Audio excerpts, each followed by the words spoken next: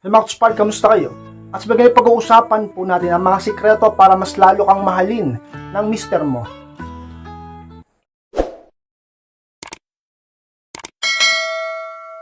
Kung handa na kayong lahat, masasapo tayo at muli, be inspired!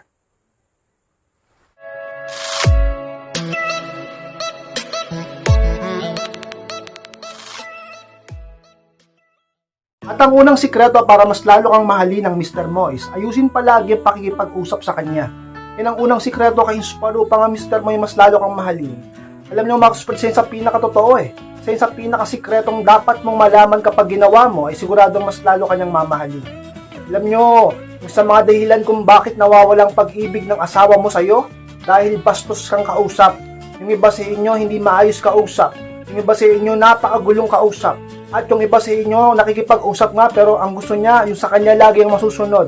Kaya inspired, huwag kayong ganyan. Kung ayaw nyo na ang asawa nyo o mister nyo ay hindi lumamig ang pag-ibig sa'yo, sa pinakadahilan ng mga kalalakihan kung bakit sila ay nawawala ng amor sa misis nila dahil sa pakikipag-usap na hindi maayos. Kaya naman sa mga sikretong dapat mong gawin kay inspired ay ayusin mo palagi ang pakikipag-usap sa asawa mo. Diba? Di mo ba napapansin kung bakit kayo nag-aaway? Dahil sa hindi nyo pagkakasundo sa inyong pag-uusap, dahil sa hindi maayos ang inyong pag-uusap, doon kayo lagi nagkakatalo, doon kayo lagi may pinagtatalunan, diba, sa inyong pag-uusap. Kaya naman ayusin ang pakikipag-usap sa asawa. Hindi lagi dapat pinapairal ang emosyon at ang kagustuhan mo lang ka-inspired. Sa mga sikreto upang magkaroon kayo ng matagumpay na relasyon at tumagal kayong dalawa at walang makatibag sa inyo, ang pakikipag-usap ng maayos. Diba, may kasabihan nga na walang problema o walang bagay na hindi maayos sa maayos na pakikipag-usap. Paano pag nakikipag-usap sa yung mister mo, asawa mo, pero ikaw naman, yung attitude mo, pinapairal mo. Yung pagiging mabunganga mo, pinapairal mo. Anong mangyayari sa inyo? Paano kanya mas lalong uunawain pagkaganyan ka? Paano kanya mas lalong iingatan pagkaganyan ka? Baka gustuhin niya pang lumayo sa'yo, o baka gustuhin niya pang humanap na ng iba. Sa katagalan kapag patuloy kang ganyan, baka maisip niya makipaghiwalay na. At kung ayaw mo mangyari yun kay inspired, ngayon pa lang, ayusin mo na pakikipag-usap sa partner mo, pakikipag-usap sa mister mo, sa anumang dahilan, sa anumang bagay na pag-uusapan nyo. Ayusin mo ang pakikipag-usap sa kanya sa mga paraan talagang sikreto upang ang isang lalaki mas lalong mahulog ang loob sa iyo at hindi kanya ipagpalit pa sa iba ka-inspire. Pangalawang sikreto mga ka-inspire para mas lalo kang mahalin ng mister mo is magpaganda ka palalo. Yung pangalawa ka-inspire, ang problema sa karamihan sa inyo, sa iba sa inyo, tumagal na kasi kayo kaya ikaw masyado ka ng kampante. Noon lagi ka nag-aayos, noon lagi ka nagpapaganda, noon palagi mong inaalaga ng sarili mo. Pero ngayong ilang taon na kayo, tumagal na kayo ng asawa mo, may mga anak na kayo, nagpabaya ka na sa sarili mo. Wala ka na masyadong pakialam pa sa itsura mo. At masyado ka ng kampante sa kung ano mang nakikita ng mister mo sa'yo. Kaya inspired na lalaki. Habang buhay, mananatiling lalaki. At ang nature ng isang lalaki mananatili sa kanya hanggang sa kanyang pagtanda na ang lalaki laging naaakit sa isang babaeng nagpapaganda. Oo, ka-inspired. Paano pag pinapabayaan mo ng sarili mo ngayon? Hindi lang naman ikaw ang babae sa mundo. Lumalabas-labas din yan. Paano pag lumalayo-layo siya sa kanyang trabaho? May iiwan ka sa bahay o magkalayo kayo dahil sa kanyang trabaho o dahil sa kanyang mga pinagkakabisiyan ay maraming babae sa labas. Marami siyang nakakasilimuhang babae. Paano yun kapag nakakaakit yung mga yun? Paano pag magaganda yung mga nakakasalamuha niya? Tapos ikaw napaka-pabaya mo sa sarili mo. Diba? Oo. Nandun tayo, mahal ka niya. At yun ang pinangahawakan mo.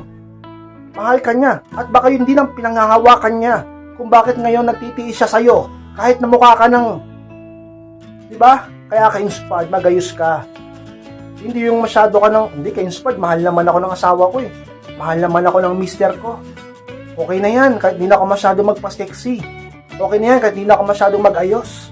Kahit hindi na ako mag-ayos ng itsura ko, kahit hindi na ako magpaganda, kahit hindi ko naalagaan ang sarili ko, kahit na hindi na ako magpabango, kahit na hindi na ako magsuot na nakakaakit para sa kanya.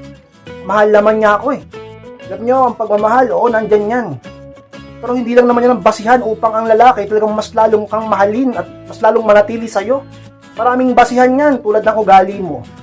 Tulad ng talaga namang ka-inspired yan nga yung itsura mo kung nagpakabaya ka. Tulad ng hindi ka tumutulong sa kanya. At iba pa. At tulad ka-inspired ng talaga namang masyado ka ng kampante. Huwag ka masyadong kampante sapagkat bilog ang mundo.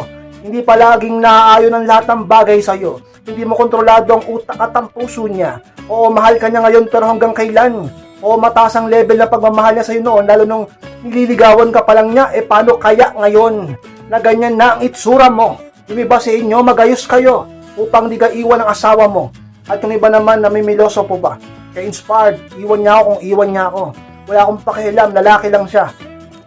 Paano kung may mga anak kayo? Paano kung kinasal na kayo? Paano kung matagal na kayo? Sasayangin mo lang lahat ng yun dahil sa dahilan mong yan na wala kang pakialam kahit maturn up sa iyo ang asawa mo? Ayaw bang gawa ng paraan? Meron namang solusyon. Buti sana kung walang solusyon. Katamaran mo kasi. Katitigasan ng ulo mo. Masyado kang matigas ang ulo, baka batugang ka lang sarili mo. Talaga naman magayos ka. Mag-self-improve upang ang mister mo ay laging magmahal o mabalo sa iyo. Hindi ka ipagpalit sa iba. Hindi masira ang pamilya nyo. Hindi ka niya iwan. At ikaw lang palaging kabaliw at mahalin niya. Ka-inspired.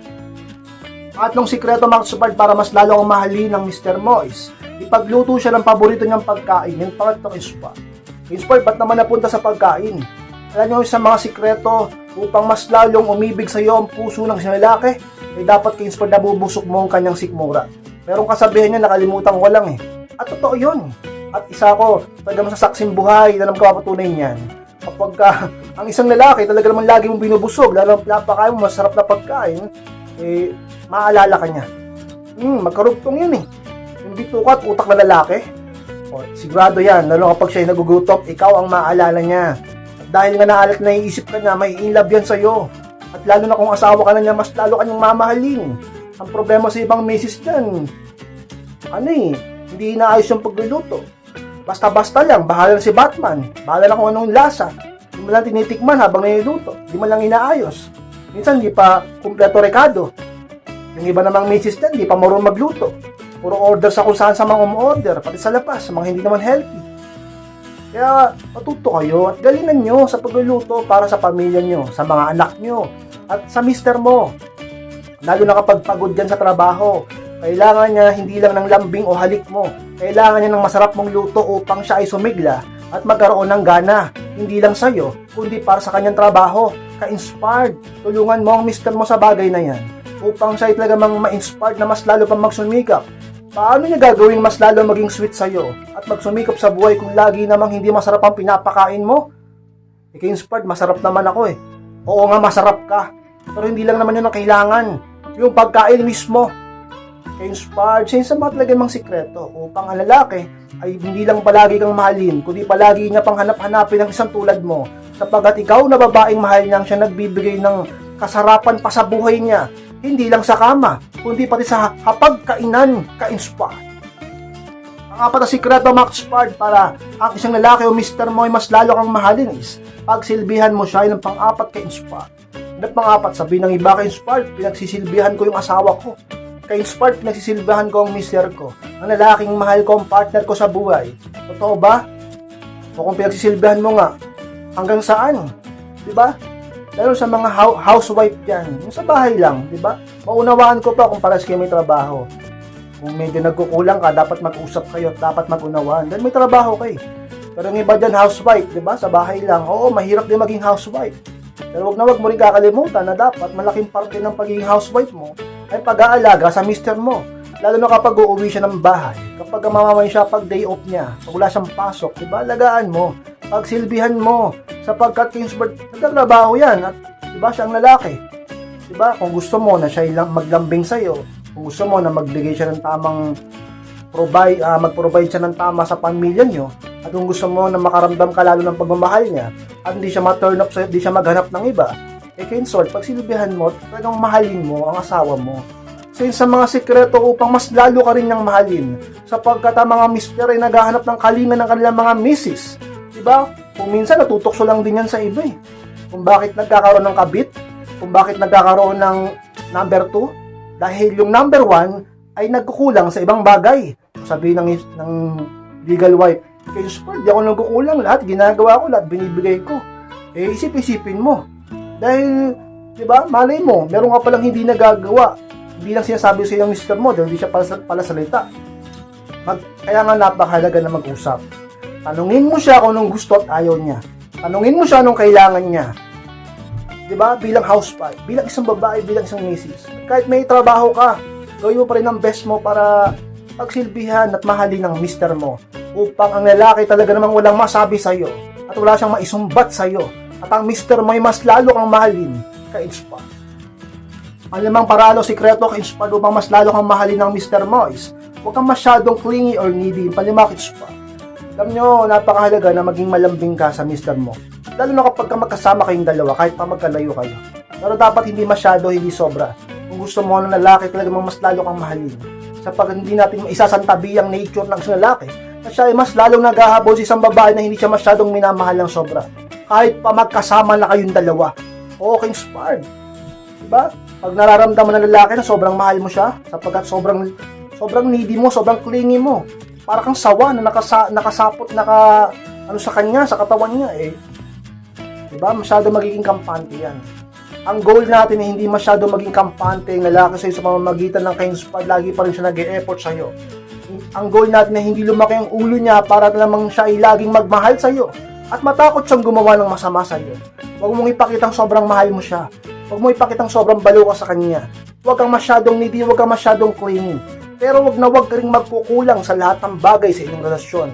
Tulad ng iyong pagmamahal at ang iyong paglalambing.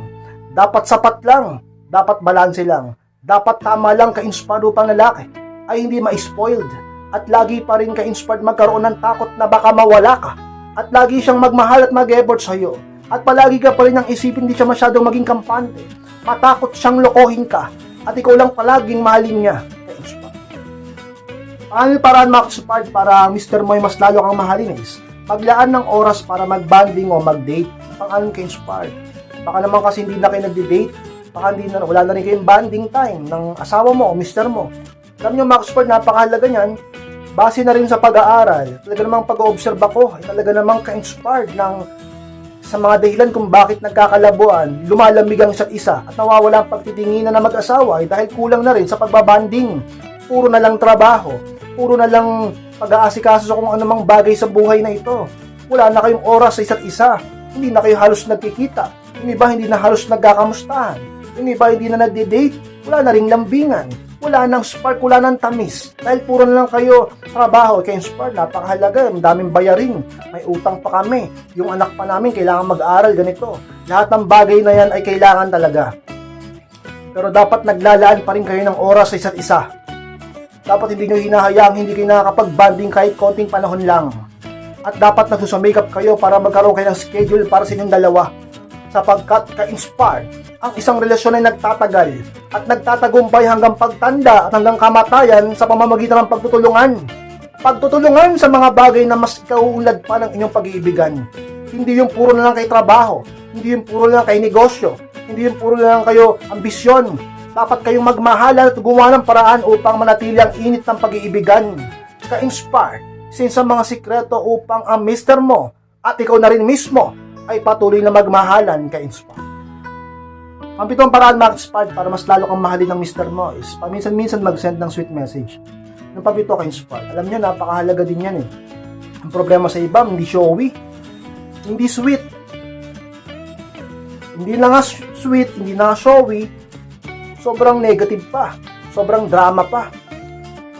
At ang dami pang demand. Diba? Puro negative na lang, puro katoksikan na lang, wala na yung lambingan. Alam nyo, kahit may edad na kayo, sabi ng iba, patanda na ako eh. Sabi ng iba, 50 plus na ako, senior na ako, 60 plus, 70 plus, 80 plus. 100 na ako eh. 100 plus na ako eh. Alam nyo, walang pinipiling edad ang paglalambingan. Sapagkat yan ay pag-ibig. Alam nyo, mga ka-inspired, nagbabago ang ating itsura. Rumurupok ang ating katawan. Nawawala ang ating mga ngipin at ang ating paningin. Pati ng ating alaala ay nagwawakas din. Pero ang tunay na pag-ibig ka-inspire, handa mong dapat laging iparamdam sa partner mo upang siya ay manatiling bukas ang puso niya para magmahal din sa'yo. Paano kanya mas lalong mamahalin kung hindi niya talaga maramdaman na 0% ang pag-ibig mo? Bakit naman ang ganun? Siya lang nagmamahal, ikaw hindi, kaya dapat dalawa kayo. At syempre, ikaw din bilang isang asawa, bilang isang misis, dapat kahit may edad ka na, kahit lola ka na, kahit marami na kayong anak, lalo na kapag nagsisimula pa lang kayo, yung iba sa inyo bagong kasal pa, yung iba sa inyo mga bata pa, 20 plus, 30 plus, 40 plus, mas lalo kang ganyan dapat. Kahit paminsan-minsan, mag-send ka ng sweet message sa mister mo, sa chat, sa text, o kung saan man, at sa personal, ibulong mo, sabihin mo, mahal kita. Ikaw lang, mga ganyan, sweet message. Alam nyo, hindi naman kailangan palagi. Ang dapat nga dyan, iparamdam mo sa gawa. Pero minsan, kailangan niya ring marinig. Ka-inspired. Sa mga sikreto upang ang asawa mo, ang mister mo kayong dalawa, ay mas lalo pa rin magmahalan sa pagdaan ng panahon. Ka-inspired. Pangulong sikreto, mga ka-inspired, para mas lalo kang mahalin ng mister mo is maging supportive na asawa. Yung pangulo ka-inspired na kailangan mong gawin sa mga sikreto upang mas lalo kanyang mahalin. Ang mister mo ay siguradong mas lalo ang iibigin kapag ka-supportive ka. Kabaliktaran kapag ka hindi ka ganyan, lalayo ang loob niya sa'yo. Gusto mo ba na lumayo ang loob ng asawa mo sa'yo? Dahil kinokontra mo siya palagi sa mga bagay na gusto niya? At kung ayaw mo na magkatalo at mag-away kayo, at kung ayaw mong mawala ang pag-ibig at pagsinta niya sa'yo, dahil sa nakakainis ang ugali mo na masyado kang kontra ng kontra, hindi ka pa supportive, ang dami pang sinasabi sa kanya na hindi maganda, nagpapabawa ng dibdib niya o kanya ng damdamin niya para sa mga bagay na gusto niya. Hindi siya nai-inspired sa'yo. Hindi sa ma-motivate siya, nawawalan siya ng pag-asa sa'yo. Huwag kang ganon. Dapat maging supportive ka sa asawa mo sa mga bagay na gusto niya. Lalo na kung wala naman siyang ginagawang masama o wala naman siyang binabalak na masama o mali sa inyong relasyon na sa ibang tao. Kaya inspired, maging supportive ka sa asawa mo. Isa yun sa pinakamalaking bagay na pwede mong gawin upang magkaroon kayo ng matagumpay na relasyon o pamilya. Ang maging supportive ka sa partner mo. Hindi ba't ikaw din naman gusto mong suportahan ka ng mister mo? Dapat ganun ka rin bilang isang babae sa kanya.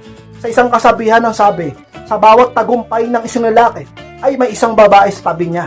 Kaya maging ganun ka ka-inspire. Sa mga sikreto, maging supportive ka sa mister mo upang mas lalo kanyang mahalin kailanman ka-inspire. Expert, maraming salamat po sa pagtapos ng vlog dito. Kung kalimutan na mag-like, comment, and share na rin po upang makatulong din po tayo sa ibang tao. Sa mga hindi pa po nakasubscribe, click nyo na po yung subscribe sa baba at click nyo na po yung notification bell upang ma-notify kayo pag may bago akong upload. So gusto magpa-coaching o magpa-advise, message lang po sa akin Facebook, sa chat. Ako lang po mismo ang magbabasa at magre-reply sa inyo. Maraming salamat, Max Spart, at mag-ingat kayong lahat. Mahal ko po kayo at muli, be inspired.